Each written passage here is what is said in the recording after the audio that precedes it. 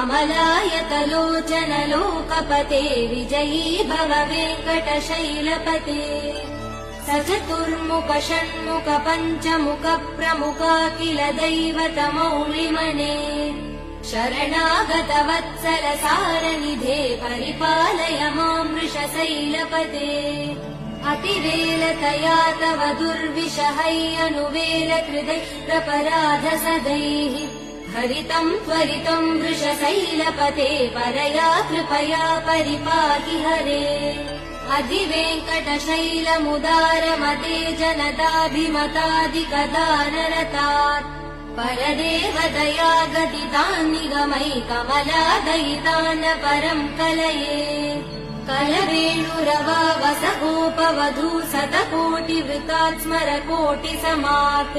प्रतिवल्लविकाभिमदात् सुखदात् Vasudeva